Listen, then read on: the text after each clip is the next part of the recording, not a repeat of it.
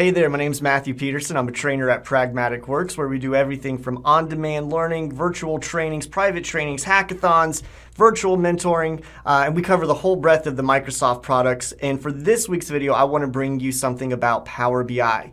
Whether you're new to Power BI or have had a little bit of experience or a lot of experience, one thing that often comes up, a harder thing to, at least for me, to wrap my brain around at the beginning, was this thing called filter context. So when we make measures in Power BI, we tell it to do something. That measure will always change based on our data model and what filters are being applied to it, which oftentimes that's great. But sometimes we need to modify that. But before we can modify it, we really need to understand what's happening. So let me show you in here some of the basics of what filter context is and some ways that you can override that. So in my data set that I currently have, I'm doing this based on some grades. And so I have two tables for my model. I have a student table where I've got the names of my students, what period they are in, and then each student has their own key value. And then for another table that I have for this demonstration, I have a quick gradebook where I put down the student key, the category that they got their grade for, what the assignment name was, and the grade itself. And so if we go to our report, I'm going to start off with our basic report here with the table. I'm just going to I'm going to get rid of the names to start with, and I'm just going to bring in our basic student average. And as you can see right here, the average is 75.19. Well, how's this number even come up with? So if I click on our basic student average, this is the formula that I have run, where I've said, hey, find the average from my gradebook table, look at the grade column. And so it's going to look at all the values in the gradebook, average them all out, and give me that answer. Picture perfect.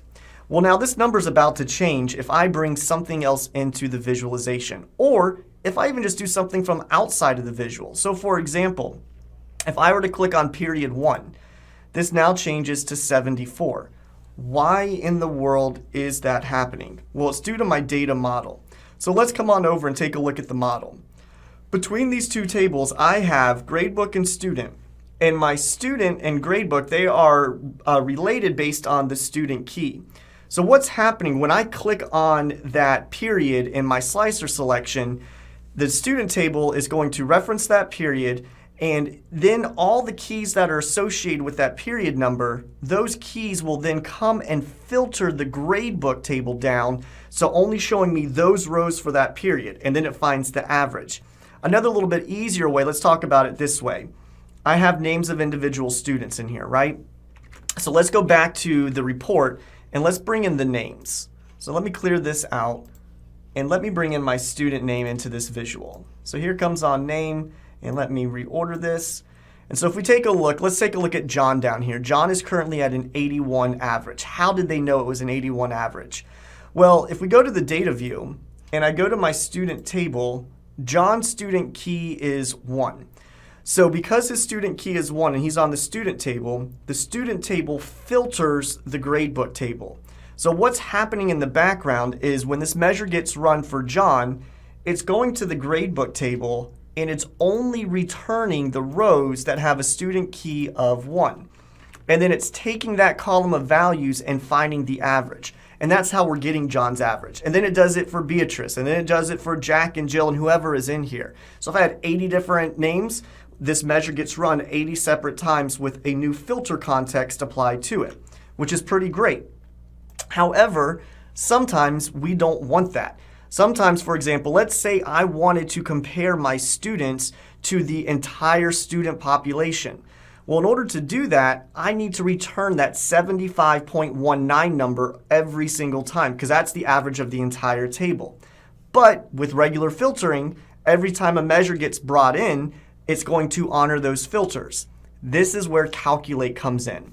So let's take a look at what this looks like. So this is going to be my all periods and student average. And if we come on in and take a look, I'm using the calculate function. And the calculate function allows you to run an expression. So I'm still going to say do that basic student average formula. But then I'm going to put in, let me backspace this out so we can see it here. Then we're going to apply our very own filter.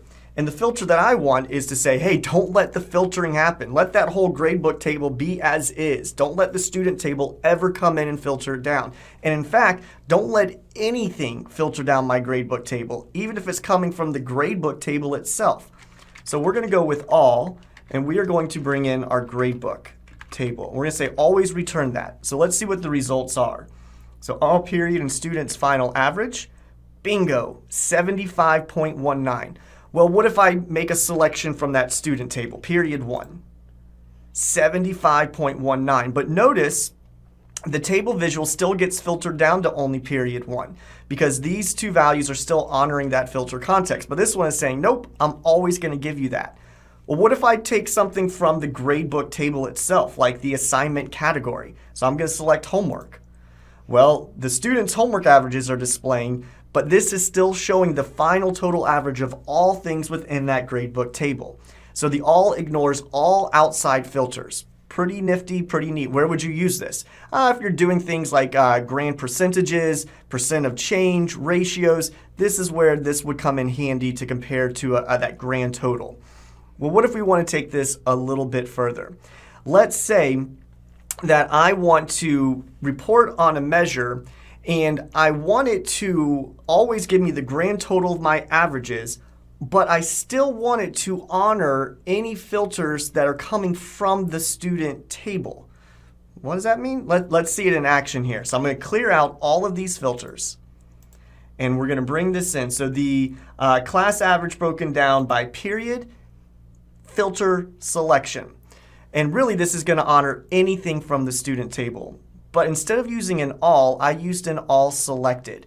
And what that means is that every single time we run this measure, technically we're returning all of the student table every single time, unless we make a selection. So if we go back to our data model, if I'm going to return all of the student table, then that means we're going to get all of the gradebook table because there's going to be no filter. It's going to give me all of my student keys, which means we have the entire gradebook table. But since I put all selected in there, watch what this will do. So let me bring this in. So we're going to bring in our broken down. Now notice if I do something, so again, 75.19, that's the entire average of my gradebook table. If I select homework, that number changes because we didn't say return all of the gradebook table. We're saying return all of the student table. So all of the student table doesn't filter the gradebook at all. But the minute I bring in something from the gradebook table, it's going to honor that filter. Does this one, the all periods and students final? Nope, because this one said all the gradebook table no matter what. But here's where this one has a little bit extra to it. If I decide to now select period 1, now this is just for period 1. So the all selected always returns the student table unless you make a selection from that student table. So period 1 is now modified the gradebook and we're only seeing period 1, but we are seeing it based on all of the homework averages. These are the individual homework averages. This is still the entire average of all the grades, but this one allows the student table to do the filter on it. So if I get rid of that filter, we are at 74, and then so that's for all of period 1, and then if I get rid of this, now we're back to our 75.19. Okay, we're going to go with one more. I want to show all the different all functions that are out there. We're now going to talk about the all except. So let's just see what this looks like right here. So we're going to come on over, and this I'm going to call it the average, the honor category selection. So what we're running here is we're going to say, let's calculate again our basic student average, and I want to bring back all of my gradebook table every single time. Bring me the entire gradebook table. However, if I decide to make a selection from the category column in my gradebook table, I want you to honor that filter, but still bring back all the rows associated with that category for every single student. So let's bring this in and see how this works. So here we come on over, going to bring this one on in, and let me go over just a little bit. Let me change the text size up here to make it a little bit smaller so we can see. We'll bring it to, let's see if a 13 will show everything. Okay, here we go. 75.19 matches our regular bringing back all the gradebook. But now I'm going to make a selection for homework. Now when I do homework, my all one still is at 75.19. However, my other one that I said, hey, you're allowed to filter it down based off of categories. It's bringing me back only the homework rows. But notice, this is where make sure to make, I over-explain. Beatrice's homework average is 97 because when Beatrice's regular average gets run, it only runs for the grade book for Beatrice and only her homework grades. This one, however, does not run just for Beatrice. This one is saying the entire gradebook table, but we're only going to show you the homework, and it's going to be all the homework grades for all of your students. So you can see where there's a lot of different scenarios of how you can override filter context to make it fit what you need it to do. So hopefully this demonstration made sense. We started with the filter context of just the basics, how we could do a regular all with using the calculate function. Also with that calculate function, you can put in hard-coded filters. Like you could say, hey, calculate student average, and then you could put like a date in there and say the date equals January 1st, 2021. And then it would always return just the values associated with January 1st, 2021. So hopefully this made sense again. Like, subscribe, let me know what you would like to see in the future, and I hope to see you in some future videos.